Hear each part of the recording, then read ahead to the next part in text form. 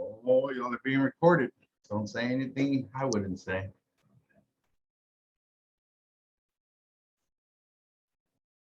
These calls are getting bigger and bigger. We got 16 people. Progress. All right, guys. Well, this is Joe Martinez. I am hosting the new agent call today. And what this is, it's basically the 2 reasons why new agents will fail at the beginning, and then structure to make sure everyone is on the same page of what we need to be doing as a new agent to find success really quick and get going with Symmetry, right? We want to make sure everybody knows what you need to be doing at the beginning to make sure you find success. All right. If y'all been here a while and y'all are hopping on the call every week, yes, it is the same, because we want to make sure every single week as leaders, we are all the new agents have somewhere to go every single week, and we know what we need to be doing to build success at the very beginning, right? So again, Joe Martinez, I've been with Symmetry for about 3 years. I come from the restaurant business, so I have never done anything in the insurance world before I came here. What I fell in love with Symmetry was the fact that it was a really plug and play system, right? I was able to come in here with my license, right? Once you get your license, and they had a source of leads. They had a source of, training material. They had a source for insurance carriers, right? So I can take my clients to the products. So that was really cool. I understood that really quick and fell in love with all their numbers, right? Because we're going to go over their numbers in a little bit. Really, what I'll cover today is kind of a breakdown of what you should be doing weekly, right? And great tips for you to be communicating with your upline, right? Because if you're not communicating with your upline, guys, you're not going to make it here, right? You've got to communicate with your upline. Make sure you're talking to them daily, if not multiple times a day. Let me tell you, anyone that finds success really quick, I will make, hold on. I can't multitask, and Jordan's texting me.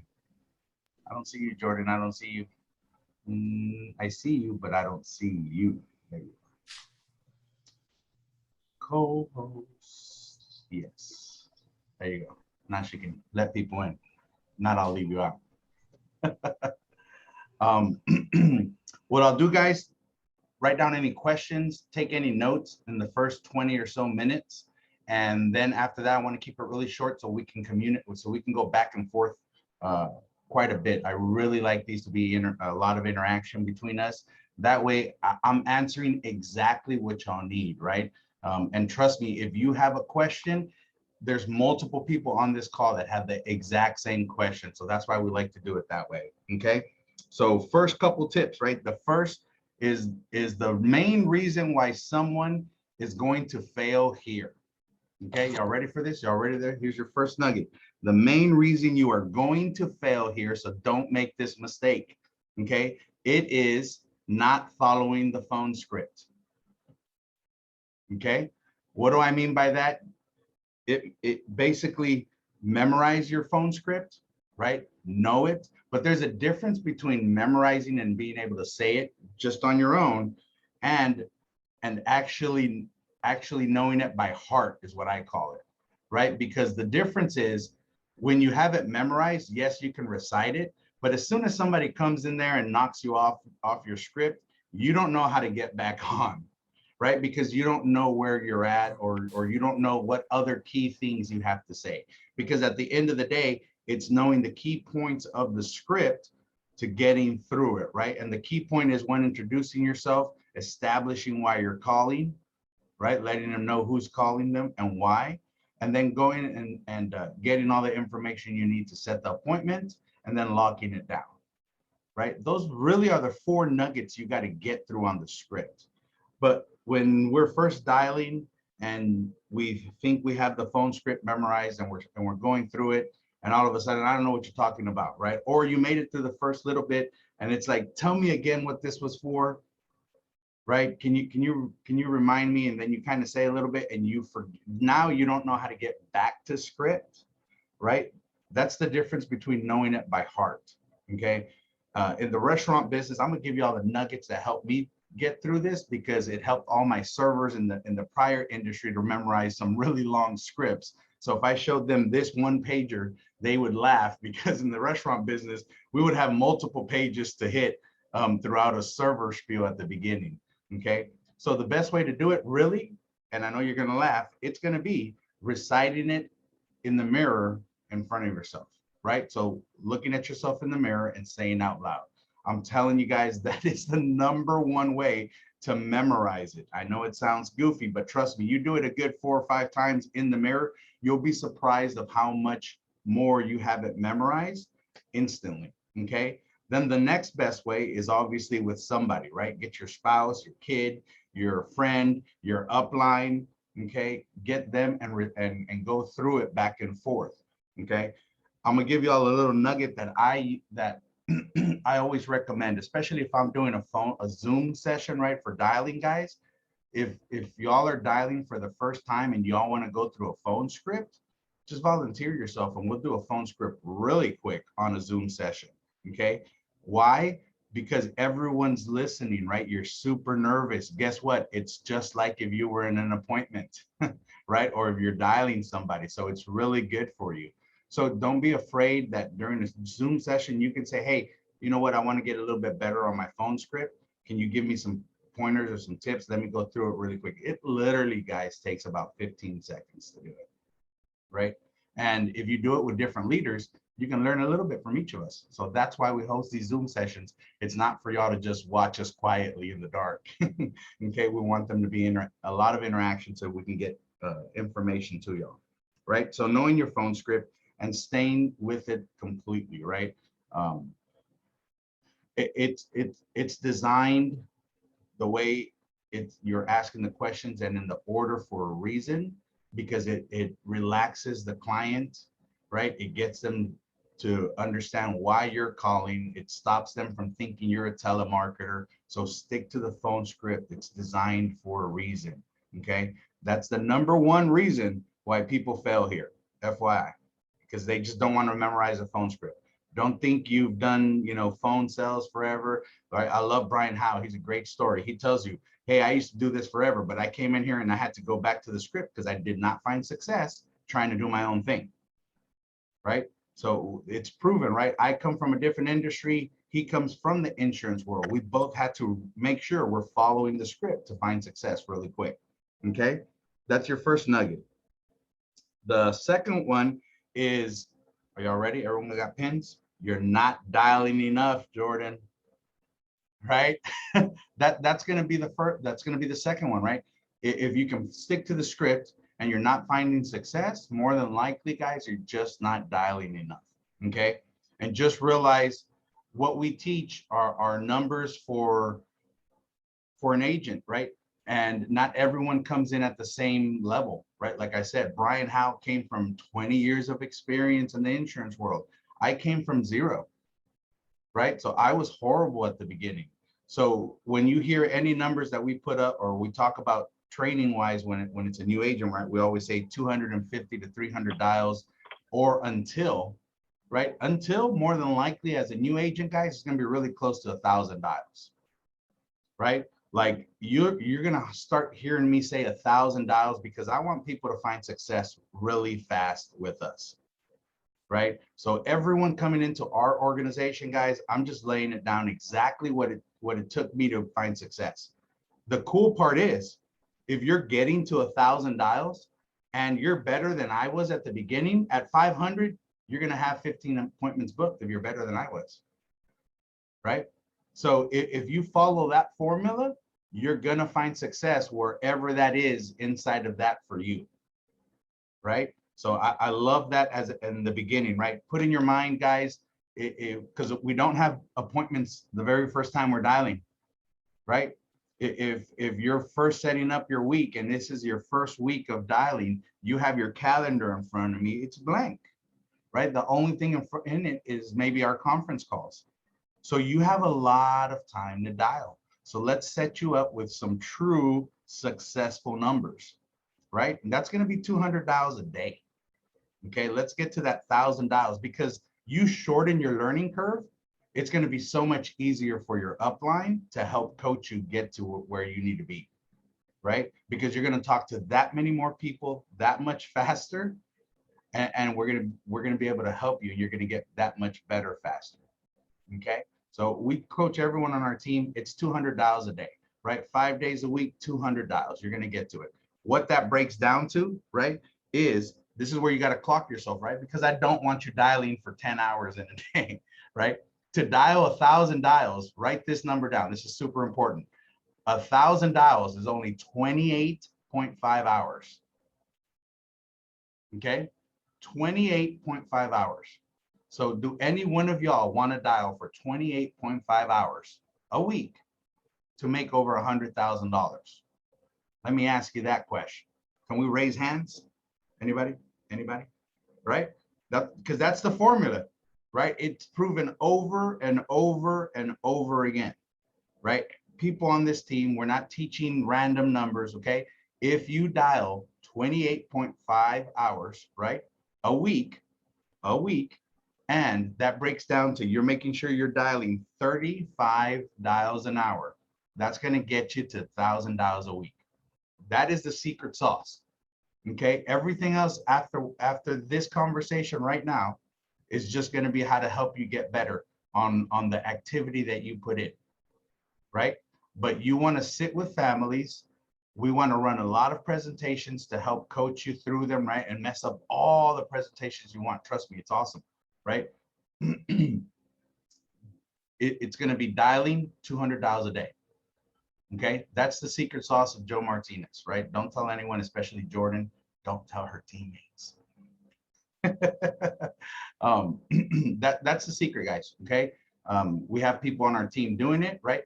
Like I said, this is going to be every single week, and the magic week number here, guys, for y'all is you need to be consistently doing that for 6 weeks. Okay, especially at the beginning. If you can come in here for 6 weeks and knock out 1,000 dials a week, it's going to give everybody, you and your upline, plenty of time to help you get good at this, right? Because you're just going to sit with enough people and we're going to say, okay, well, next time let's do this, right? Or hey, before this one, this is what we learned on our last one, right? It just gives us so much more activity to have to work with, right? Because if the worst thing that I can possibly have on a new agent is when they call me and they say, hey, I need help. I haven't been able to book appointments, and I go over their numbers after a whole day of dialing, and they give me their numbers and it's like I dialed 45 times.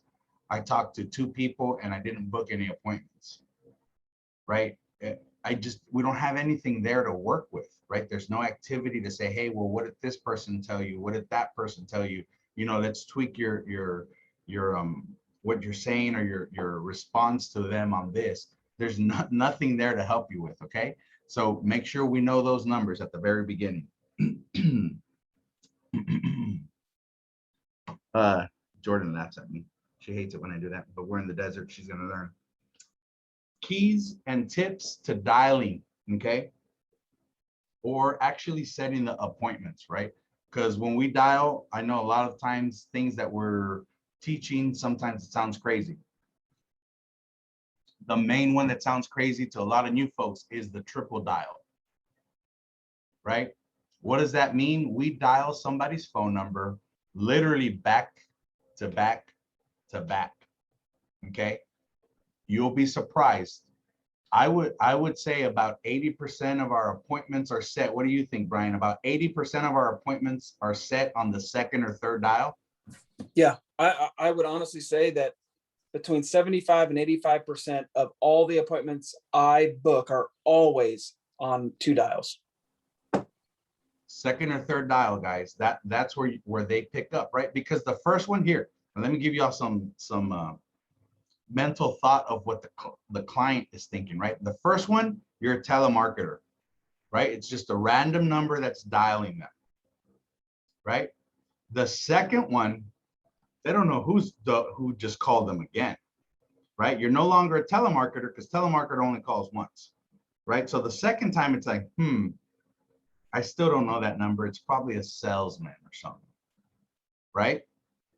But when you dial that third dial, it's like, okay, well, it's no longer a telemarketer. It's no longer a salesman. Somebody has my phone number and they're trying to get a hold of me, right? And now I want to find out who the hell is dialing me this many times, right? I'm telling you, that's what they're thinking, because let somebody triple dial you and you're going to pick up just to see who had the cojones to dial you 3 times, right? So just realize how important that triple dial is, because I can't tell y'all again, guys, how many times my appointments are being booked on that second or third dial. That's when they pick up the phone. And I just broke down why, right? Because think about it. When you see the first dial on your phone and you're like, I don't know this number, it is that easy. Boom. No longer looking at it again. They call you again and you're like, that's weird, right? They're calling you again and it's like, really? Hello? Jordan? May I piggyback off you real quick, just for 2 Yeah. seconds? Hit it. And something that can tend to happen, guys, is you can formulate bad habits of not triple dialing from the start, because you convince yourself, like, they're gonna kill me if I call them 3 times, which they can't, you know what I mean? They literally can't, unless they figured out some way to, like through the phone or something, which the only time I would believe that was the old phones with the holes in it, and then maybe, you know what I mean? But we don't even have holes in our phone anymore. But at the same time, there's nothing that can happen to you. But here's what can happen is that if you start double dialing rather than triple dialing, you'll find yourself always double dialing. You never will triple dial, because that habit has been created. So go ahead and start yourself on the right habit, because I get asked all the time, how do you get so many people to pick up the phone? Is it something about your phone number? I'm like, no, it's just a random 7 to 10 numbers that I have, just like you guys have on my phone number. It's the fact that when you triple dial, you get them to pick up the phone because of that difference that you make yourself. That's all I wanted to say, is just create the right habits. Love it, right? And and then the triple dial also means making sure you're right. The whole purpose is we're dialing enough because we want them to recognize your phone number, right? So when you don't start changing phone numbers every single day. Okay, you want them to recognize your phone number. Okay, that you want them to know that it's a real person calling them on the other line. Okay, so also very important is not taking too many leads, because you want to be able to dial through your stack of leads, right? You call them all 3 times back to back. You finish your stack and then you call them again 3 times, right? So now we've dialed one person 6 times. Does that make sense for everybody? And then we finish that stack and then we do it again. And now we've called somebody 9 times in one day. Okay, especially your very first 2 or 3 weeks, because you don't have that many appointments, because you're barely building your funnel and starting, calling people and filling your schedule. You want to be able to have just enough leads throughout the entire day, right? In the morning, in the afternoon, and in the evening, you've gone through your stack 3 times. So you've actually called somebody 9 times. And if they have 2 phone numbers, yes, that means you've actually called somebody 18 times. Right? I know that sounds like a lot. Remember, these families have filled out a form and they said, please call me back because I want information. Okay, as y'all do this longer and longer, you're going to be surprised of how many people you talk to in the 50-cent realm that will tell you it's about time somebody called me, because no one's ever called me. And it was simply because somebody wasn't triple dialing or calling them enough.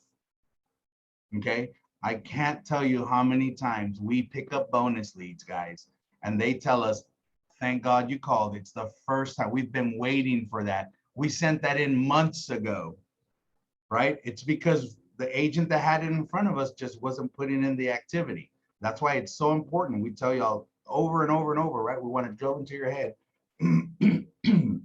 that we got to triple dial and dial enough. The next part is, okay, they finally picked up the phone. Here's the really good tip.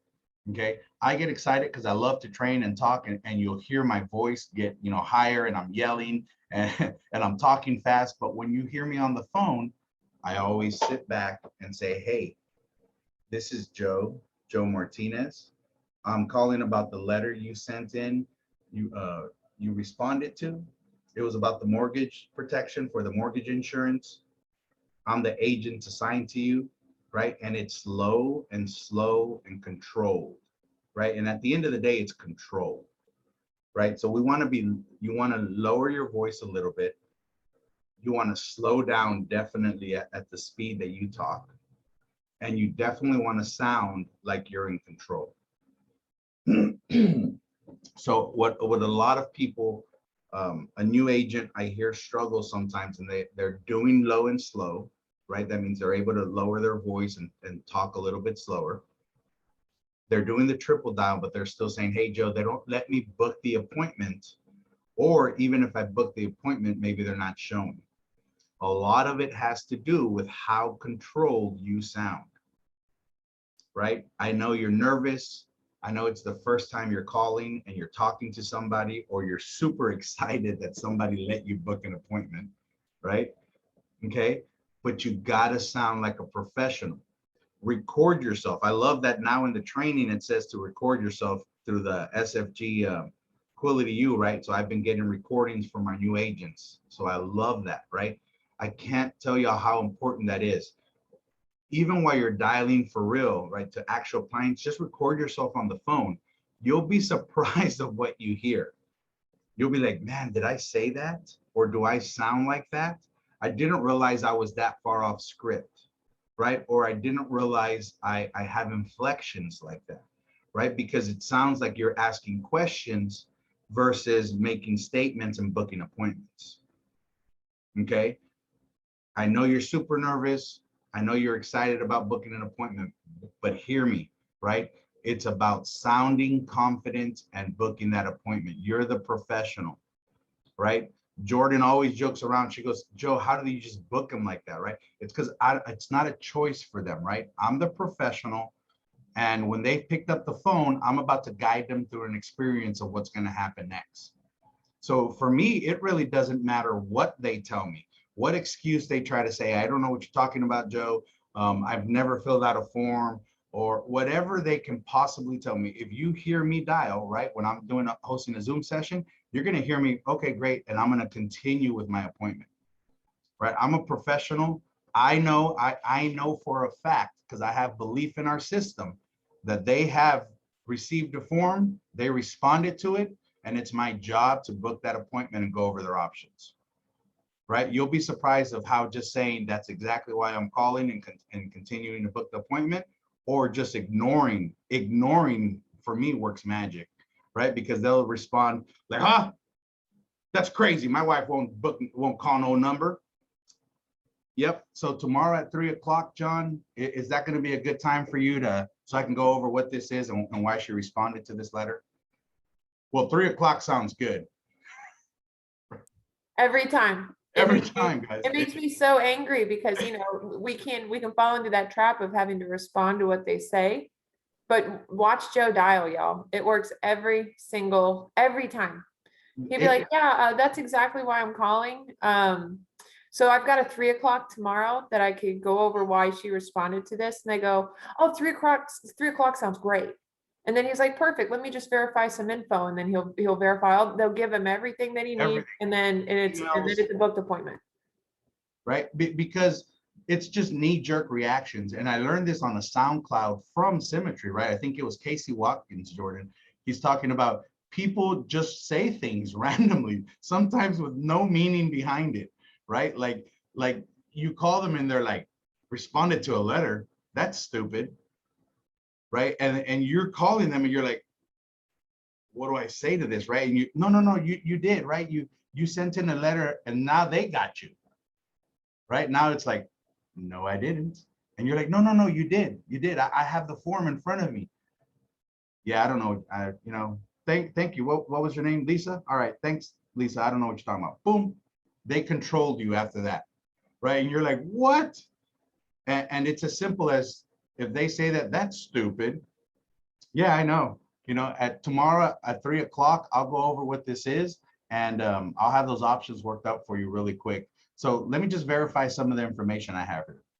Next thing you know, they're like, okay, well, he knows I'm lying because he has the form in front of him that I responded to. Remember that, right? You don't have to prove them wrong. And that's the thing, right? So people butt heads when you want to prove them wrong. Do you want to prove them wrong, or do you want to book an appointment? Right? I'm just going to book my appointment. I'll just go over their options. I'm not going to prove them wrong, right? So that's the gold one that I'll give y'all on that. That's just like the phrase, would you rather be right? Would you rather be happy?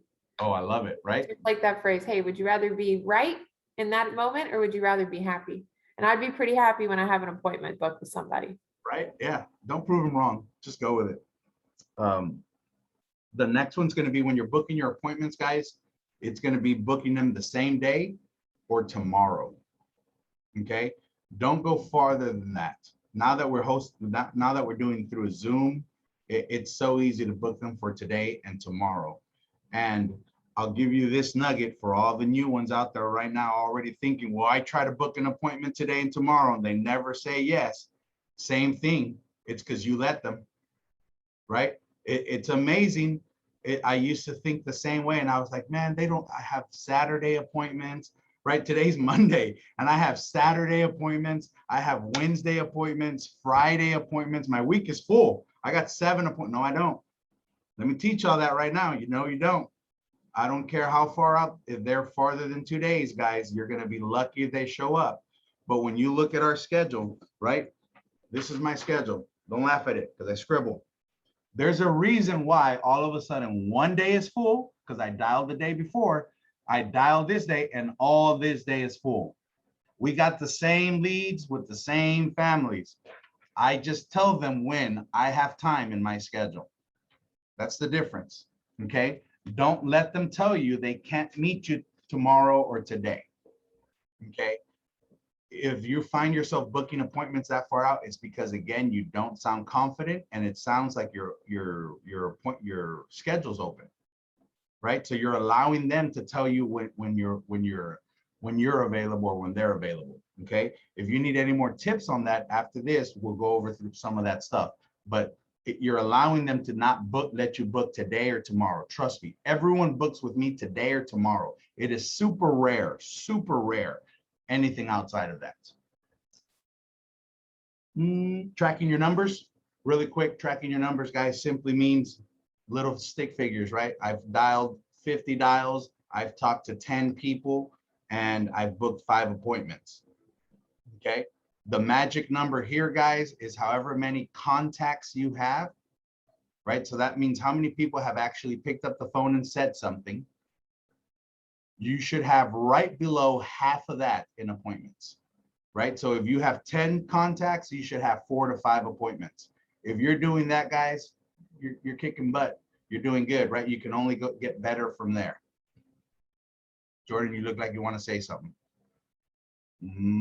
Your little brain's thinking. I see it. Tracking your number. And the reason that's so important, guys, because we teach y'all that every 5 contacts, that means every 5 people that answer the phone, get with your upline and let us know what they're telling you, right? We want to correct you and help you get better at booking the appointments after 5 people that you've talked to, right? So do not call us at the end of the day once you've talked to 20 people and you have 1 appointment, because I can't help you there, right? But in the morning, if you've talked to your first 5 and you got 0 appointments, hey, what have they told you, right? Well, hey, let's try this. Hey, let's run through your phone script again, right? We're actually helping you book your appointments throughout the day. So make sure every 5 contacts you're getting with your upline so we can help you book appointments, right? And the best way to do it, guys, is when you see a Zoom session, hop on that Zoom session and dial with us. Because then you can get coached every single contact. Like, hey, they just told me this. Hey, they just said this, right? But dial with us, right? Don't just watch us, right? And we say that with love. It's not that we want you working, just because. It's because that's the best time we can train y'all while we're dialing and you're dialing. you know, you've just talked to somebody and they told you something random, like they didn't fill out this form, we can tell you, hey, that's just what they all say, right? Because that's what's going to happen. So that's the best way to track your numbers, and that's the best way for us to coach you during a Zoom session. Now let's talk about a schedule, right? The most important part of a new agent is going to be their schedule. Basically, it's super simple, guys. If we're working Monday through a Saturday, you figure out your days you're working, and the first thing you plug into there is our conference calls, right? So we have our Monday through Friday, it's 7:30 in the Pacific time, right? Every single day, Monday through Friday. That's our Cook Monday agency call, and then our huddle up every single day. It's so important.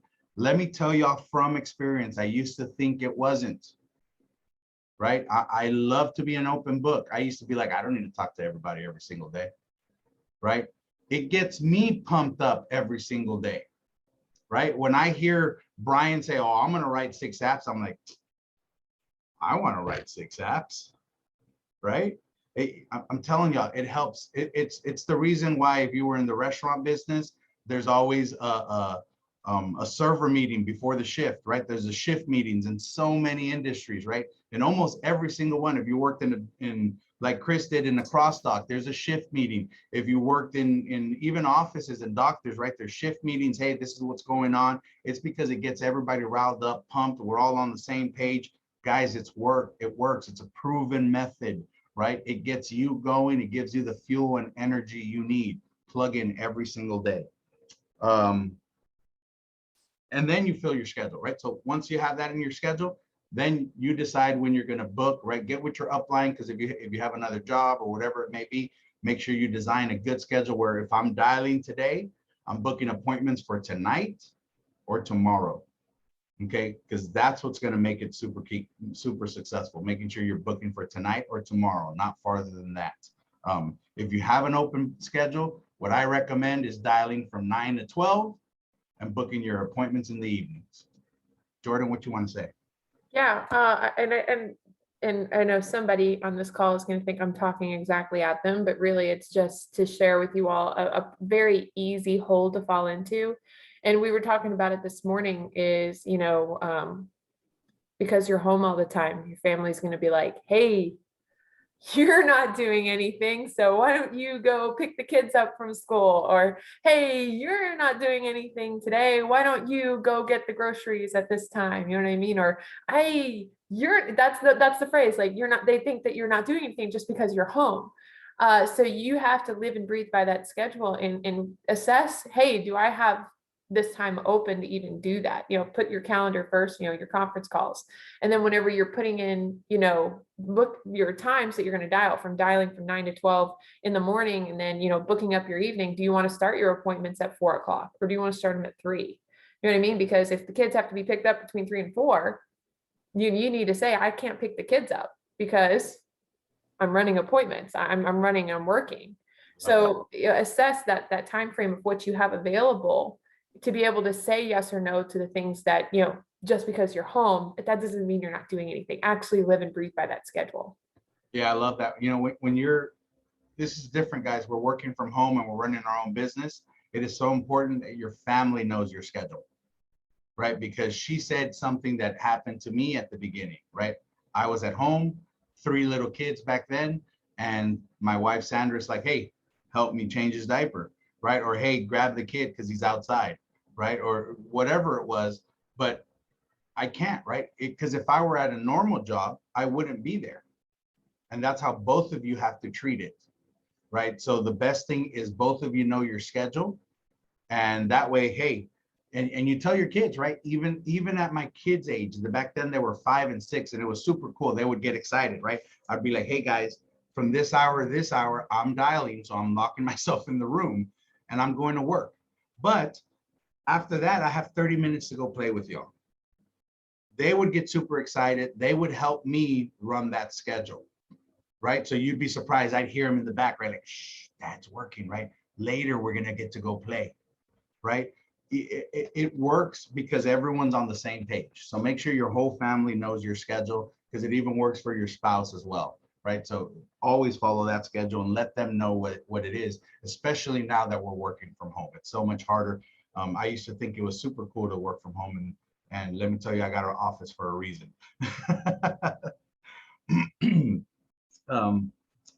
Then just the last end on production wise, guys, it's going to be a lead budget, right? Because we're investing in our leads. And I always use the example of a hamburger place, right? If I run a hamburger joint and started a business, guess what I need to buy? Hamburger meat, right? I got to buy hamburger meat so I can sell hamburgers. That's part of my investment, right? It's my inventory.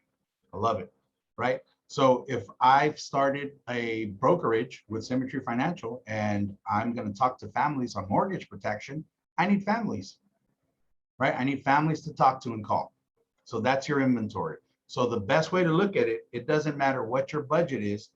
Look at a 6-week schedule, really. Look at a 6-week schedule and say, hey, whatever my budget is, I'm going to divide that by 6. And every week, I'm going to invest in leads, right? Does that make sense? Again, whatever my budget is, I'm going to break it up into 6 weeks because every week I need to get new inventory. So I have new people, new families to call. Okay, you break that up. You make sure you get with your upline because sometimes you can design it since it's your first time. You can buy 50-cent leads, but there is such thing as buying too many leads. I won't suggest anyone ever get more than about 60, 50-cent leads at 1 week because that's going to be a lot of dialing, guys. You got to talk to 60 families or you got to try to get a hold of them, right? So think of it, that first batch of leads can only be $30, right? It's just going to be designed on how good you are and where your background comes from, right? Like a Brian Howe and a Jeff Miller, they didn't start off with 50-cent leads, right? They've been calling insurance leads for 20 years now, maybe 30. So they've been calling those kind of leads, right? They're a lot more experienced than we were, right? I came in with 50-cent leads because I didn't know what I was doing, right? So everyone's designed a little bit better, and your budget too. Because you can come in here and say, hey, I got plenty of budget. I want to start calling families that want help really fast. I'm good at talking to people. I'm confident on the phone. So you're going to start at a different track, right? So make sure you communicate all that information to your upline. How good and comfortable you feel on the phone, what your budget is, because that's going to really determine what leads you're dialing at the beginning and what your budget is for the rest of the week, right? Or for the rest of the weeks. Also, what's going to determine that budget, hear this, guys, how much you want to make, right? Because let me give you some bad news and some good news, right? If you want to make 150,000 your very first year, and that's what you say you want to make, your lead budget ain't going to be $100, right? Like that's just not going to happen. Okay, I don't want to tell you a lie, right? What's going to happen is it's going to determine if you say I need to make 100 plus a year, that means we need to look at a real budget of, it's more than likely going to start off at 250 to 350 at the beginning, and it's going to start increasing as you start making deposits into your bank account. But your budget must increase. Like there has to be a plan, right? Like if I say I want to make 100K, it has to be a design to do that, right? So I start with, and this is what I started with, right? My first year, 110,000 in income in 8 months. This was my budget. It was 187 the first week, $80 the next one, 230, and it never dropped under that, right? It only increased, right? It would probably stay at like 250 for the next 4 weeks, a month, right? Then I got deposits, I got comfortable, let me increase, let me get better leads. Got comfortable, got deposits, let me increase, better leads, right? It got to the point where I was at, I think it was month 3, and I started a standing lead order. That means I told Symmetry, hey, I want to make a deal with you, right? You send out letters just for me and let me talk to those families, right? And we'll explain that once you're ready. So always look at your budget. And really, that's it, guys. I'm going to leave y'all with some SoundCloud audios that helped me so much in the beginning. Okay, there's going to be 3 of them, so be ready to write these down. It's going to be mastering the phone, right? Mastering the Phones by Ashley Tarr. It's in SoundCloud. It's a phone app or a link on your computer. Okay. The next one that is super good for everyone on here because we're all working older leads. So from Symmetry, it's called Working Older Leads. Super cool, right? And then the next one that really helped me learn how I made my income here was emotional labor. I love that one. Okay. It's called emotional labor because it really helped me open my eyes that I don't make an income by physical work anymore like I did at the restaurant. I make it by the impact that I have in the home, right? How much emotion I can get out of that house, right? And having those very uncomfortable conversations and saying, hey, you understand, you know, Jordan, if Jared were to pass away, this is what we're putting in place, right? It was those very uncomfortable conversations. That's where we make our income, guys. It's getting very comfortable with those, and that's how you do it. That's it. I'm going to open it up. I'm going to leave. I'm just going to say one last thing, guys. It's going to be issue paid. Learn that word. Okay. So what that means is when you write a policy, right, you protect the family. You don't stop chasing it until you got a deposit in your bank account. Okay. What do I mean by that? I mean, if I help a family today and I write the policy, and whether it says it's been approved, or it says, you know, it's deferring to the corporate office, I call the insurance company every single day in the morning and say, hey, where are we at with this policy? I'm just checking up on it. Do I need anything from it? Right? You have to do that every single day because you won't get paid until they have all the information they need. Sometimes it's just a driver's license picture. Sometimes it's a question that, hey, their driver's license is from Oregon, but their address is in Arizona. I just want to make sure, you know, that's correct. Yep, they're snowbirds. They live down here half the year. Okay, great. We'll issue it today. If I don't make that phone call, it'll literally sit there for like 2 or 3 days until they get the information. They send out an email asking for information. I receive the email the next day, right? Because they put it into their system. Their system closes. The next morning, the emails go out. So 2 days can pass on just needing, yes, they're snowbirds, right? And that can push back my deposit easily 3 days or a week, because if that's on a Wednesday or Thursday, that means it ain't going to process till next week, Monday or Tuesday. Okay. We're in the business of making and impacting our families as well. And that means we need deposits into our bank accounts. Cool. Let's Awesome. open it up. Please ask all the questions y'all want.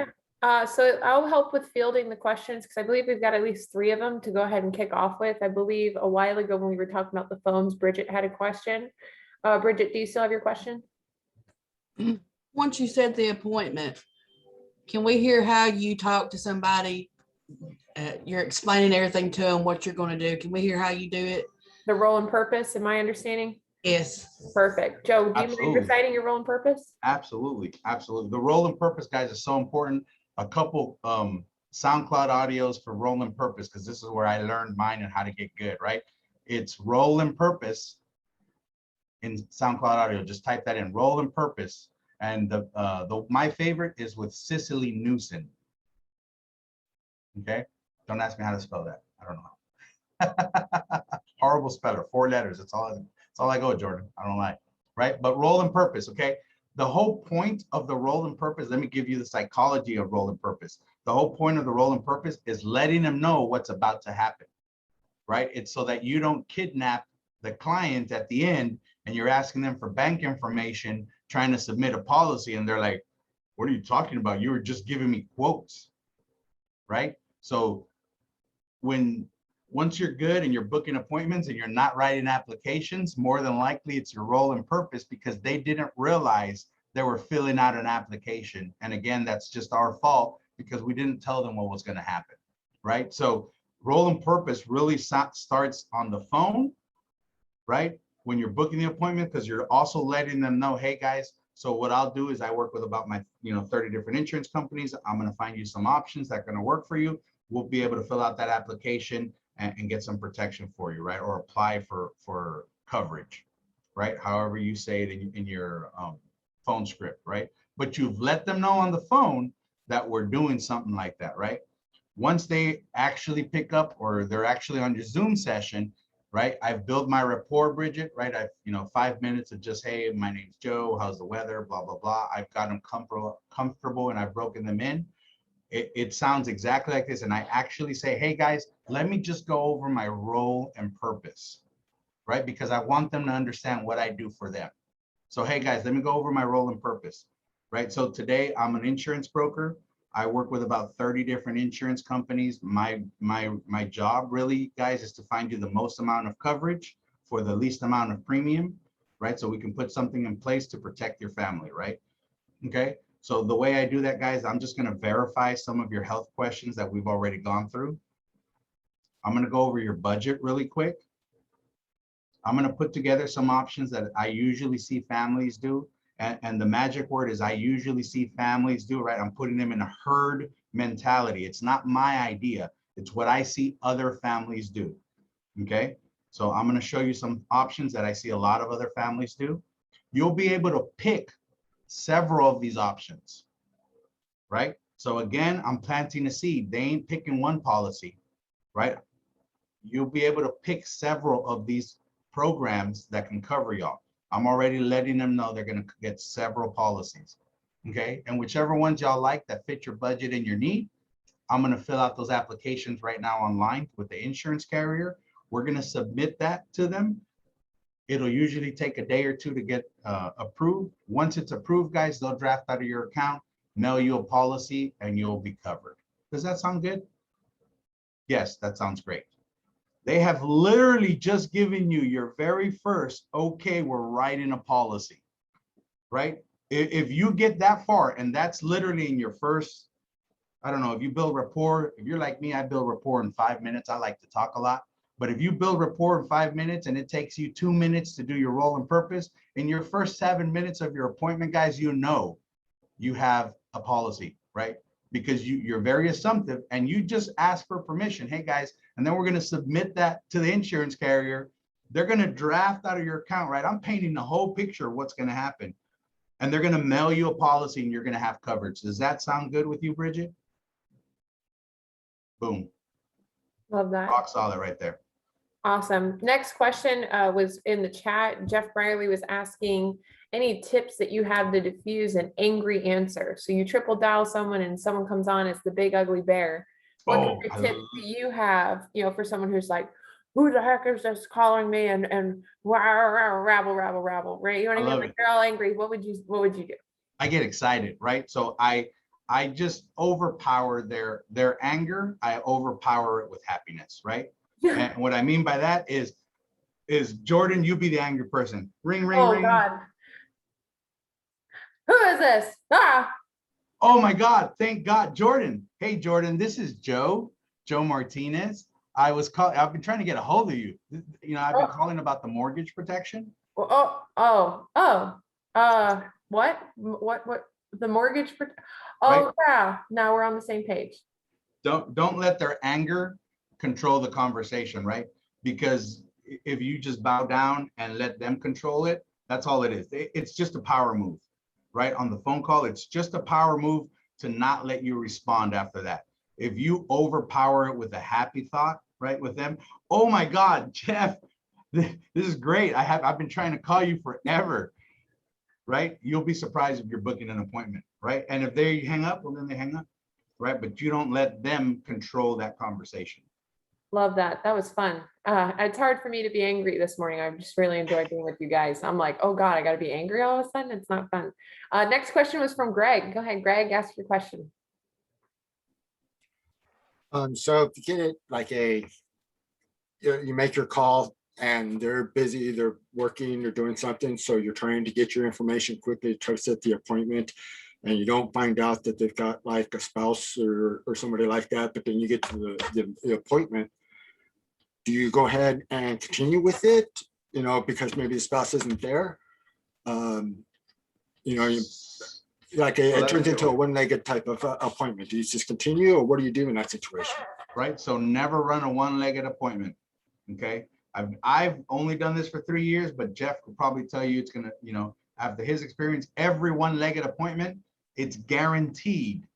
Guaranteed, they're gonna say, well, let me talk to my husband or let me talk to my wife. Every time. Every single time. So you're literally wasting your time. If they're trying to get you, hey guys, I just can't do it. I need both of y'all so I can go over this coverage so that both of you, right? My job as a licensed insurance agent is to make sure I'm talking to the clients, directly. So I need both of y'all here. When can we reschedule? It's tomorrow at 3 o'clock, okay? Right? Because remember, it's all about not lying to yourself. Don't lie to yourself thinking you have an appointment, because if it's a one-legger, you don't have an appointment. And So they'll always tell you, oh, I'm the decision maker. I can make the decision. You get to the end of the appointment, they go, I need to talk to my wife. And you're like, what happened? That person who says, yeah, I'm the head of this family. Well, the wife is the neck. Just know that. Like there is no head without the neck, so that just know that that's where it's going to turn out. And it goes also back to what we were talking about with triple dialing. If you start double dialing, you'll create a habit of double dialing. So if you take the habit of running a one-leg appointment because it was just more convenient for the family, you're going to find yourself also habitually falling into getting a ton of think about it. And I need to talk to my wife, or you're going to end up rescheduling it anyways. And you never had that appointment. I always tell people that you never had it. So don't think, right? So if you looked at your schedule and you said you had 7 appointments, if that was a one-legger from the beginning, it was never an appointment. You only had 6, right? And that's not our fault, right? Just realize that's the client not giving us that information at the beginning. If make sure in your phone script, you said, is there anyone else that is going to be there that we should know and find coverage for? Make sure you say that, right? It's in the script. If you're not saying that, that's why you're getting a lot of one-leggers. You're not confirming, right? Again, we get excited and we fall off script. And the number one reason we fail is because we're not following the script. Here we go. No, I got 3 more questions in the chat from Lori. What if it's the spouse who did not fill out the form who answers the phone and they tell you not to call back? Ooh, me. Well, yeah, the question's for you. Right. So just realize we're not really paying attention to what we're thinking at that point, right? Because if we're calling that phone number on the lead and they're the ones answering, who do you think filled out the form or put their number on it? Right. It's the person that picked up the phone. So always just realize that, again, they're just deterring us and trying not to, they don't know who you are, right? That at the end of the day, that's really what it comes down to. They don't know why we're calling.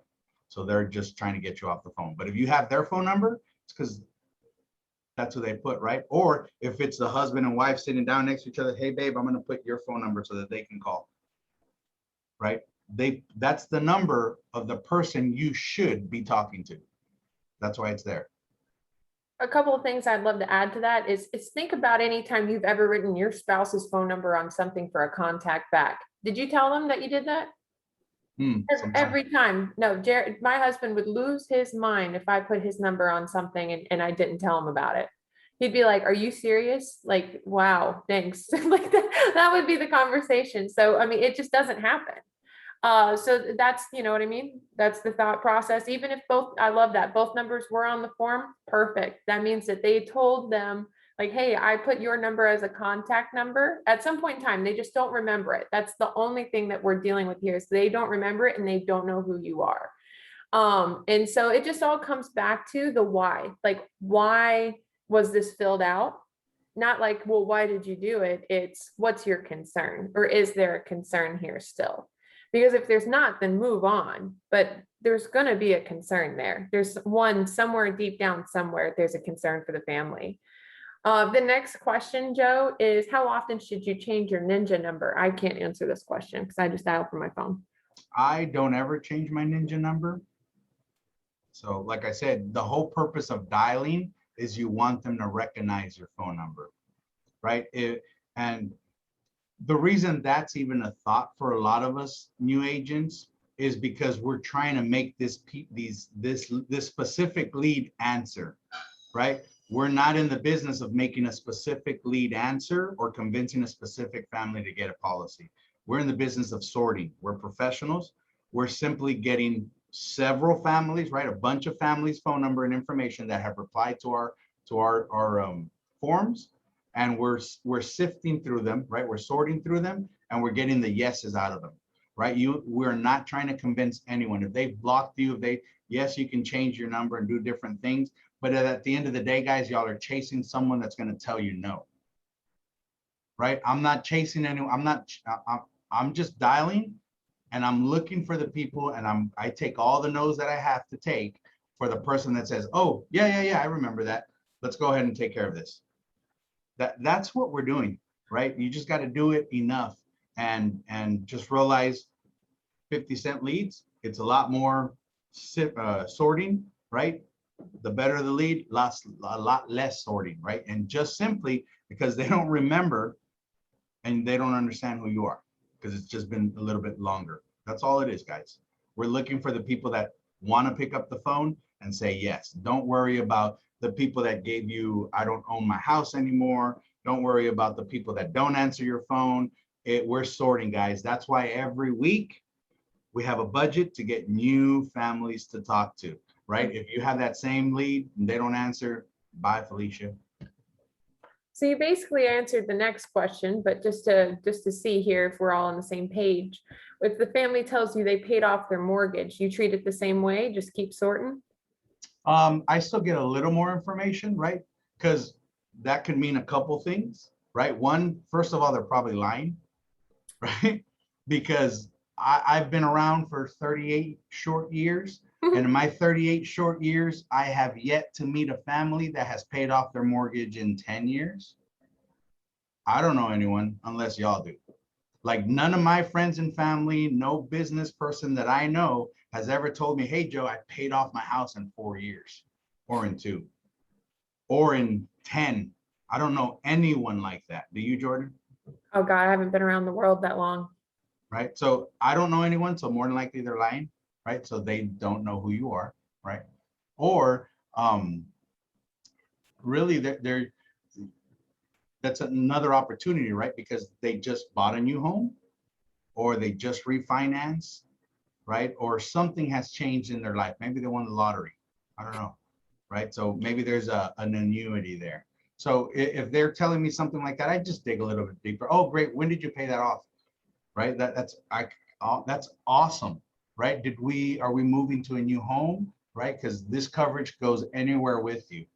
Right. And then there's a couple other things I do. Right. I do life insurance, final expense, and burial costs. If that's something I would like to look at. And we all, if it's an older family, it's like, hey, we can also do like grandbabies and stuff like that. So there's always something we can do for them. So, but normally they're just lying, right? Because I don't know anyone that paid off their mortgage. Yeah, and I'll use a prime example of that, or at least it's not so much people are paying off their mortgage, I would say. It's more like they sold the house, right? Because it's a seller's market or a buyer's market right now. I don't know. I never get that right. But either way, like I had a client, an A lead that came in and I called him. He said, I don't even have that mortgage anymore. I was like, how is that possible? I'm like, how is that even possible? You just got this. He goes, I know. I got a cash offer on my house the day after I bought it. Someone came to me and says, I will buy this from you for more than what you paid for it in cash. And he took it and he was living in a hotel room. And so we still wrote a policy though, because I offered the other services that we did. We wrote a policy on his son for 1,900 APV. And we're also meeting back up again when he gets back from his vacation in Florida that, he has the cash to pay for right now. When he comes back from Florida, we're doing other policies as well on himself, like long-term care, critical illness, as well as life insurance. So you still have to offer those other services because maybe they did sell their house, but there is always something you can help with. Oh, and I love it. And sometimes they're just being very sneaky or they're just being silly, right? Because be careful when you're talking to an older lead or even new leads, right? If you say, hey, I'm calling about your mortgage of 100,000 from Bank of America, they say, hey, I no longer have that mortgage. All they simply mean is Bank of America no longer has that mortgage. Sun Country does, right? And they're just being smart butts, right? They're just not giving you or not communicating correctly because they want to get you off the phone, right? So sometimes it's just that as well, right? Their mortgages are going to sell to different mortgage companies, and you saying specifically, hey, I'm calling about your Chase mortgage of 250,000. Oh yeah, I no longer have that mortgage. I paid it off because another company came and took it. That's all it is, right? So I'll just combat that as well. Like, hey, well, I'm calling about the home on 25, Deer Street and blah, blah, blah. Are we still looking for protection, right? In case you were to pass away, we can pay off that mortgage or whatever. So just a couple ideas. Love that. I'm not seeing many more questions in the chat, guys. Does anyone have any other questions for Joe? This is a great opportunity if you're struggling, getting off the ground, get your questions out so that we can help you one-on-one here. And there's also probably, there's probably a question that you have that somebody else wants to ask, but is not asking. So if you have a question, spit it out. We want to help. I got a question. If you're doing a phone appointment, how do you go about building the trust in the beginning of the appointment if you're not able to like show your ID or your license or anything like that? Good question. The exact same way, and by leveraging that, right, that they didn't want a Zoom appointment. So that's how I do it, right? Like, hey guys, absolutely, we can run it over the phone. I just want to make sure, right? So I always throw the best way through an objection, guys, is putting it out in front of them, because now they can't pull it out because I already pulled it out, right? So the way you do it is, hey guys, just the way, since we'll run this over the phone, I always like to let y'all know we can run it on Zoom so you can see my license, right? See who I am, my office, so you can get really comfortable, right? Because I always want to make sure now in this day and age that everything's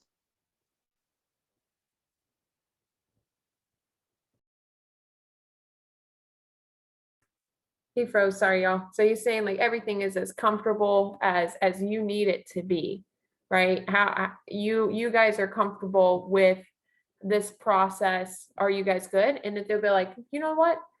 No, we're really comfortable. We'll just do it over the phone instead. Okay, excellent. So do you have pen and paper? Here's my license number so you can validate that. You're going to want a pen and paper handy when we do have the appointment so that you can see the options that you won't be seeing on my screen. And we can answer any questions that you guys have at that time. So basically, you offer what you're seeing as a potential objection as far as rapport and building that trust. You offer it. And if they say no, right, then perfect. So here's how we're going to do it now because you didn't want to go this route. And so then whenever you get into the appointment, I love what he said, just address it. Like, hey, I'm so glad you guys were comfortable doing this over the phone. I love the whole, I don't know if you guys have heard the psychology of instead of apologizing, you thank people instead. And when you apologize for an inconvenience, right, you're putting an emphasis on the negative, like there was something negative here, rather than thanking them for being, patient and comfortable through the process. It's an uplifter, right? And now we're all on the same page, on the same team, accomplishing the same thing. So when you get on the phone, hey, thanks for working with us over the phone. Rather than, the virtual, I do understand that can be an inconvenience on people. So thank you for working with us this way. That's so cool. And during these COVID times, things are super weird, aren't they? You're addressing it, and that's how you're building that. You're building that rapport. I got you, man. I picked up where you left off. Oh, that was awesome. I was down forever. Yeah, I know. No, but I got you back. Sweet. But Michael, does that answer your question? Oh yeah, that was perfect. Thank you. So yeah, so I just picked up where you left off, Joe, of just like, you address like, hey, here's the opportunity to get what could potentially be the issue. Yep. And when they say, no, we're good, we're comfortable, we'll do it via phone call. Hey, just write this stuff down and have a pen and paper handy for the appointment because, you won't be seeing my screen. So I still want you to see the options though. So you're working with them the way that they want to be worked with. All right, guys, his internet is starting to see some issues today. He'll probably end up coming over to my house to work. But yeah, anybody else have any questions before we shut this bad boy down? Go ahead, Kenneth. So I know like he was talking about like when he low and slow when you're first making that dial. Mm-hmm. So on the older leads, I'm back. do you guys mention the mortgage amount at all? Just because if they have paid it off or the mortgage is a different amount or different do you guys mention the mortgage amount and the lender when I you love first that. start talking to somebody? Great question. Joe, did you hear the question as a whole? Yes, so are we talking about are we asking and specifically saying the mortgage amount and the lender? On an old lead. Yes. On On old old On a lead? 50-cent lead. Yeah. So on a 50 cent. 50-cent lead, I don't specifically say the actual mortgage company that held it because that for sure is almost always gone. But I will say the mortgage, right? And I always already talk about it in the past, right? Past tense. That way, again, I'm putting the elephant in the room, right? Hey guys, right? So Kenneth, if I were to call you, hey Kenneth, this is Joe, Joe Martinez. I'm calling about that form you received in the mail. Looks like it was a while back ago, right? Put it in the room, right? And you responded to it. I'm the agent assigned to you. It takes about 10 or 15 minutes to go over what you qualify for. I got a Monday, 3 o'clock. Does that sound good? Yes, great. Okay. Let me just verify some of the information. It looks like when you started the mortgage, it was right around 315. What's it now? I know it's probably a little bit lower. Yes, Joe, it's now 280. Great, right? Also, looks like I have your address as this, blah, blah, blah, blah, blah. Yes, right? And it looks like you were 72 back then, right? How many birthdays have we had since? I'm 75 now. Great, right? So I'm addressing, I'm always putting that elephant right there, right in front of them. Don't tell me this is an old lead. Don't tell me you can't answer and I got wrong information. I know I got wrong information. That's why I'm verifying with you so I can work up the good options. And also, Kenneth, Joe books his appointments backwards, right? So basically he goes ahead and picks a time and books the appointment and then verifies the info. For example, like for me, I book the appointment last, like on the script. So if you're going to address it, you address it the same exact way. Hey, Kenneth, this is Jordan Gillum. I was calling you about a form you had filled out and mailed into our office. It was a while ago. Requesting more information for the mortgage protection insurance for your home that looks like originally you owed about this much on it.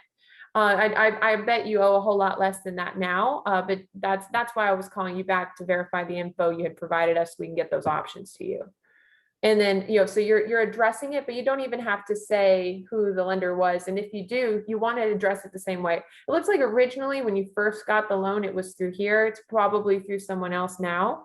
But that's just what I was calling you back about. Perfect.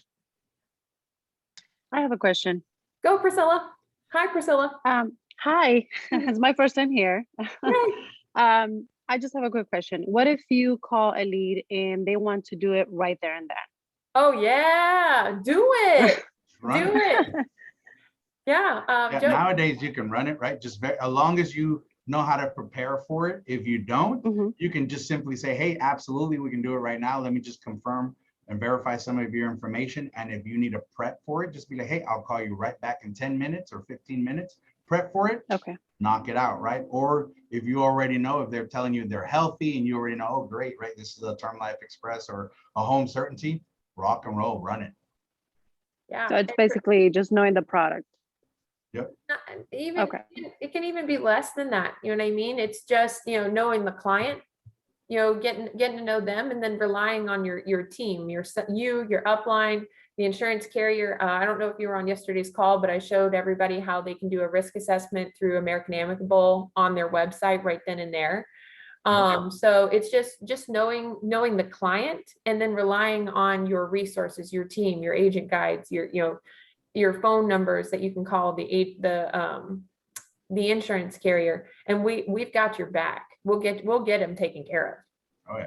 Okay, awesome. That's what made me a little bit nervous since I'm barely starting.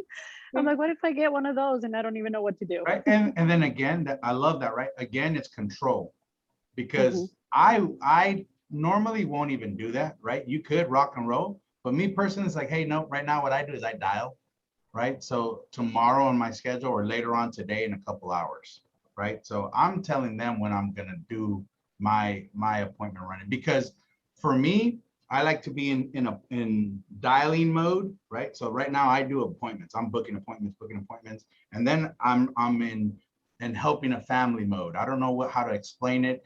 For me, that's just how it's always worked better. If I have appointments back to back to back, I'll write more applications and help more families versus then one appointment here, one appointment there, trying to dial in between.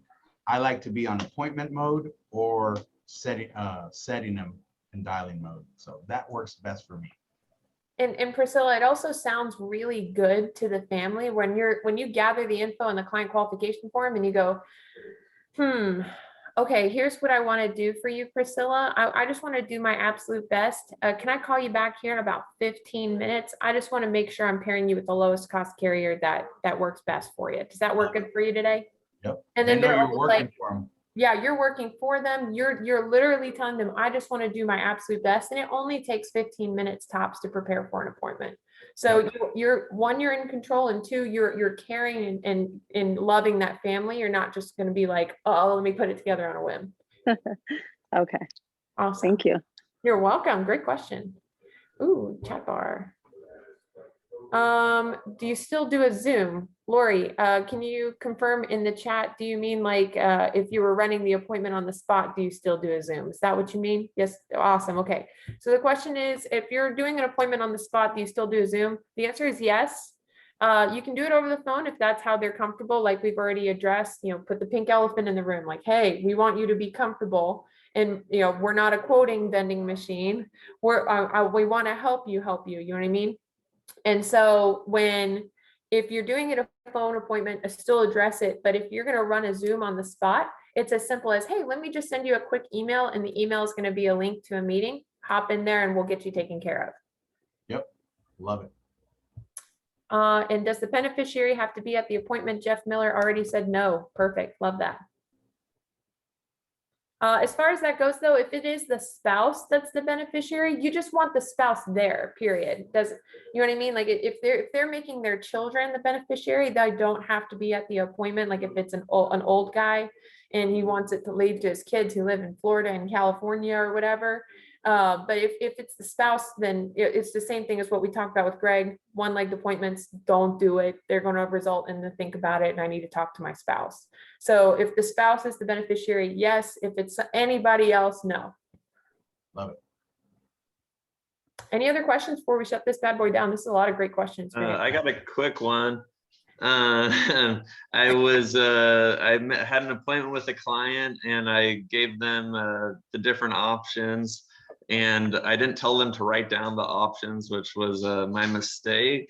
But they asked me to email them the options so they could look at them. Should I be calling them back to check back in with them? Definitely. Yeah. Okay, because I left an email saying, let me know if you want to move forward with any of these options, but yeah, I should call them back. Yeah, so definitely. And to secure that is you book an appointment from that appointment. So if for some reason you can't close it, right? And let me just tell you, if you're not closing it, it more than likely won't be a sell. Okay, you won't help that family. That's the reality of it. It's right there and then. But if they're insisting or whatever it may be, right, just make sure you book an appointment from there. Hey, you know what, I'll go ahead and email you those options, or we'll let you think about it, right? I hate saying that because they're not, right? But hey, tomorrow, and tomorrow, right? Again, because think about it, Michael, how long does it take you and your wife to figure it out? 30 minutes on your own, right? Yeah. So you'll know later on, right? So if it's early enough, hey guys, y'all want to think about it over lunch? I got a 5 o'clock later today. Is that a good time to get back together and go ahead and fill this out? And again, go ahead and fill this out, because if I'm now rebooking you, I'm not here to waste my time, because anything after this first appointment is a waste of your time. They're just being nice and don't want to tell you no. Right. Yeah. So if I'm rebooking you guys, we're professionals, right? A doctor doesn't just say, hey, come by next Tuesday again, and we'll talk about your diabetes. No. Except for your chiropractor, he does that. Right? He's not going to tell you that. It's going to be for him to make business, right? And we're a professional, and treat yourself as it, right? So if you're going to reschedule, it's to write an application. Hey, so tomorrow, either later on today at 5 o'clock, and no, that's too fast, Joe, let us think about it again. Okay, so tomorrow at 10 o'clock in the morning, that'll be a good time, and we can go ahead and you'll be able to let me know which ones you want to go ahead and do, and we'll fill those out. It'll take 20 minutes. Okay, sounds good. Thank you. Right. So if you have that second appointment, you should be super excited, because it will be an application taken, because if not, don't book it. it's like, hey guys, so that'll be to go ahead and fill those applications that you decide on. And You if be they, strong yeah, if with they it. say no right there, there's your no. There's your no. Take your no. You're done. Yeah. So 3 more questions and we're out. That's going to be from Aaron, Lori, and Greg. If you have questions beyond that, guys, get with your upline. The first question is about the beneficiary being present. What if the spouse that's the beneficiary is military and they are away from home? How do you configure either the appointment as far as who's going to be present, and how would you run that, Joe? I know that how often would you say that you see that though? First, let's address that. So I've probably done 2 in 3 years, and I ran them and I wrote them, right? But You that's ran a it with very- just the one spouse? Just with the one spouse, right? But that's a very specific situation. Like I said, don't get picky on a very particular lead or situation, guys. Those happen, yes, right? That was a 2-step process, because guess what? They had to speak with their spouse, right? So I had to present it to her or him, right? Whoever it was. Then they spoke with their spouse, and then it was like a couple days later, I went back and wrote some applications, right? They are looking for coverage. That's a very specific situation, right? So they are out there, but that is not the norm. You can also Next have question. a Zoom appointment Go in ahead, Jeff. places. Sorry. You Oh, can have that's a okay. husband and wife in 2 different places, which I've done, right? At the same. Yep. So now with Zoom, I love that, right? They can both get on. He can be on the other side of the world. Hey, you got 15 minutes at whatever time zone that is. Nice. I love that. So yeah, so try to configure schedules is where that sums down to, just summing down the answers. Try to configure schedules. If not, do what they need you to do in order to help them get what they're looking for. But that doesn't happen too often. Lori asked, what if you give them a price and it comes back as more money? I'm not sure how often that happens either. What do you mean though? I mean, I'm just reading the question. So I'm assuming. I know, not you, Lori. I know. I'm assuming when she asked that question, she's saying that maybe she quoted someone something. And then it came back, probably just a mistake on the quote. More than likely. That's the only thing I could see. We write a simplified issue products, Lori. So the only time that could ever happen is on a fully underwritten product where you quote them something small up front, they do the med exam and their health disqualifies them for the coverage that you're looking for. And maybe they offered a counter offer.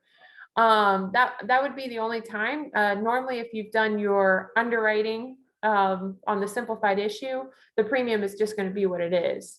If they found something in MIB, okay. So what she's saying is, let's say that you Probably applied went someone, graded. yeah, like let's say you applied someone from MU level, something came up and they offered them graded. What would you do?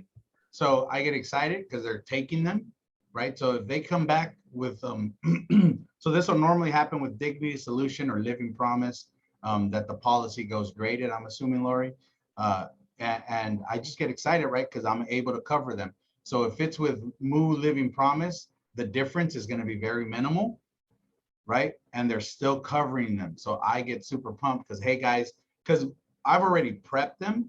So when they have conditions that this may happen, I've already prepped them. Hey guys, if they don't, if for some reason they don't like what they see, we may have to go with a different carrier. Or if, it does go graded, it's going to change a little bit, but we're going to get you covered, right? My promise is going to be kept. And every single time they're excited that they got coverage, right? Just make sure you explain why it changed and if it's going graded, what that time period is. Make sure they know what they're getting. I also want to add to that is do your part as the field underwriter to make sure that that's the best thing out there for the client before accepting a counter offer. Because and Joe will tell you, I can't tell you how many times I've had someone decline for the coverage applied for, but once we took a more in-depth look at the situation, I was able to flip it back to getting approved. And that's just because, MU had a concern for congestive heart failure, or MU had a concern that the combination of medicines equaled this condition. So just do your part as the underwriter to fight for the client to get the originally applied for policy. But on the other side, do what Joe said, get excited for the client because yes, they're going to get approved for coverage somewhere. Right. And expect the decline. It's part of our process, right? So I'm not the insurance carrier. If it's really close to the knockout questions, right? So like if it's a year and a half and it's been a year and a half exactly on the dot, I don't make that decision, right? If it's a year and a half, it's no. send it to the insurance carrier. If they decline it, then we figure out what's next, because my job is to get them the most amount of coverage for the best premium, right? So sometimes that means I do got to go through different carriers or policies, and that's part of the process, right? Don't expect every single policy to be accepted the first time. That's not helping the family. That's just making it easy on you. That's not what we do, right? My job is to get you the best premium. So if I got to submit this and it gets declined, I'd rather have the insurance company make me go through that process and then let me go to the next step. Because I can't tell you how many times they got approved on that first one, and we were all so happy, right? Because I prepped the client for what was happening again, right? Like, hey guys, this is what I think. I'm hoping I can get you through this one, but it's right there. So they're the ones that are going to make that decision, right? We may even have to get on the phone and answer, hey, how long ago exactly was it, or whatever it may be. But I'm going to fight for them, right? So that's my job. I fight to make sure I get them protected for the most amount of coverage, least amount of premium. I'm not making it easy on me. I'm just making the best decision for them on what policy I can get them approved. Love that. And I hope that answers your question, Lori, and anybody else who's had a similar experience. Last question is from Greg, and then we'll be shutting down this call because I know we ran a little long, but I hope this is super helpful, you guys hearing all these questions being answered. Go ahead, Greg. Okay, I've had quite a few where I've gone through and I've started to write them up and get everything going to where all I have to do is schedule the appointment. And then they want to do it like next week, or I'm busy for this 2 weeks, or I have to, I don't know what I'm going to be able to do. Should I just go ahead and at that point go through and say, okay, nope, that's not going to happen, and just and not interested in move on, or should I continue trying to pursue it? Ask the question one more time, right? What are they really telling you? So you're getting all the health information and you're booking it, and they're not letting you book it for today or tomorrow? Yeah, I've got like 3 of them that I've gone through. I've got filled out the critical information. And then we go to try to schedule, and it's either next week or we're running out of town. Could you call me back at this time? Or okay, and they keep telling you no, when no, I call no. Back, they're not responding. They're not. Okay. They're not answering and stuff. I love it. I take that as my answer, or should I continue pursuing it? Here, I got you right here. Everybody take notes on this, right? So these are not appointments, or they're just running away on purpose. Okay, so listen to how I'll book an appointment, right? So my first one is, hey, Jordan, I got tomorrow at 3 o'clock. Is that going to work for you? Absolutely not. Hate it. Okay, No, great. I'm never going to be available ever on that time. Okay, so I no longer give you time, because let me tell you what's going to happen. If I say 5 o'clock late, right? So if you do 2 times, normally y'all are do 2 times, right? Y'all are trained, hey, 3 o'clock or 6 o'clock, right? And they say no for both. You've given 2 times. They're going to continue to tell you no.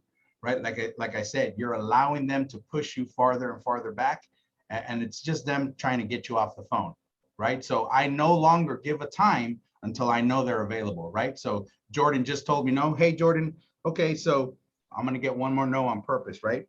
So I'll be, hey, so tomorrow at 5 o'clock, will that work? No, absolutely not. Oh, okay. Oh, I'm busy too. No worries. So you work, right? Yes. I work every hour of every day. Awesome. I'm super busy too. So do you normally stay really busy in the morning or in the afternoon? So I'm a nurse. So with my schedule and the way that with COVID and everything, I am just working 12-hour shifts every single day for the foreseeable future. So I'm sleeping during the daytime and I work all night. I'm with you. My sister's a nurse, so she does the same thing.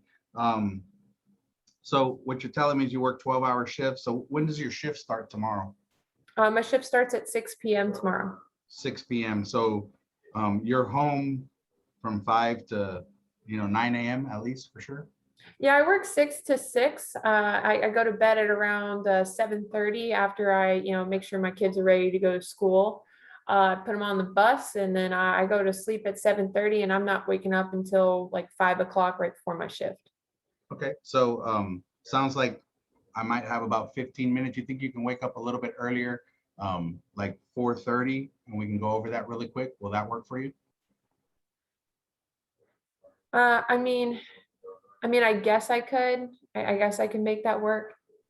right? Because it sounds like you'll leave at 5:30, so I don't want to, obviously you got your drive time to work, so it sounds like you'll have that little window open. Is that what you're telling me? You know, if you're telling me it's only gonna take 15 minutes, Yep, just to go over your options. yeah, I mean, I can make 4:30 happen. Okay, 4:30. Okay, so I want to make sure I got plenty of time. 4:15. Can we make sure we have that? Oh, no, 4:30 is what I can do. 4:30. Okay. So I don't know if that's going to be plenty of time for us. If you can do 4:30, that'd be great. And then I can go ahead and put you in the books. But I just want to make sure, right? This is the coverage in case you were to pass away, right? When you filled it out, this is going to pay off the mortgage. That's what you were looking for. Yeah, yeah. I mean, I've been wanting to get something like that. I just can never find time for it. Right. You think you can give me that 4:15? I really don't, I can't promise you something that I don't think I can make happen. I know I can do 4:30. Okay, 4:30. If you're sure you can do 4:30, because I got a family to help right after that, I'm gonna send you an email with some confirmation, and that's gonna be the link on there. You'll be able to hop on that and give me those 15. At 4:30, I can do that. Okay, so we'll do that, right? And guys, it's making them give you 100% sure that's when they're available and you digging in, right? But I will no longer give a time until they give me their open schedule, right? So, and she made that really hard, right? Normally, when you start digging into that, they understand that you're not going to play a game with them, right? Because they're playing a game with you. If you spit out 5 o'clock tomorrow, nope. Well, how about 7? Nope. Okay, well, how about Thursday? Nope. Right? So I'll push and I won't say, hey, so is it morning or evening? Are you available? Well, evening. Okay, so what time do you normally get home? Well, I'm normally home at 5, right? Okay, so you're telling me you leave work at 5 or you're home by 5? Well, I'm home by 5:30, right? Because I leave work at 5 and I drive. Okay, so 6 o'clock sounds like you're going to be home, and that's going to work for you, right? Don't let them, tell you no, no, no, no, because from then on, they're going to keep telling you they're busy, blah, blah, blah. Make them open their mouth and say, I have this window open. I also think that's where busy phrases come in, guys. If you're not using them, go ahead and start loading them down. Greg, as you're asking those questions and you're getting to understand their schedule of, like, let's say they're even out of town on business. All right, but when are you done working while you're out of town? Like, are you done working? Like, what time does that happen? Well, I'm normally finished about 6, 7 o'clock. Oh, okay. So, gosh, let me look at my calendar here. It looks like everyone is also getting off work right at around 5. So let me see what small 10-minute window I could squeak in for. All right, as far as anything after 7, I got a small window at 7:15 and I've got an 8:30, right? So which one of those is better for you tomorrow evening? Right. So you start with asking the questions, understanding them, and then I love to tell them how busy I am. Because it's not like, hey, I'm just seeing you, I'm seeing everyone else, and I'm trying to make this work for you and what you're telling me you need. And when I heard somebody say this out loud, it blew my mind. And after that, let me tell you, I booked my appointments today and tomorrow. So for the cable guy and the internet guy, they tell you next Thursday, a week later, next Thursday from 12 to 4, be home. Whether you work or not, that's your window, right? And let me tell you, everyone takes off of work to be home for the cable guy and internet. I hope y'all really understand when I'm saying this out loud, right? Because think about it, you did, because I did. I was like, oh, I can't go to work. I got to make sure my internet gets hooked up and my cable gets hooked up. And I got to sit here from 8 in the morning to 12 p.m. because they don't even tell me when, right? So, and it could be an all day thing, right? Because they need to run cables and everyone sits there all excited, right?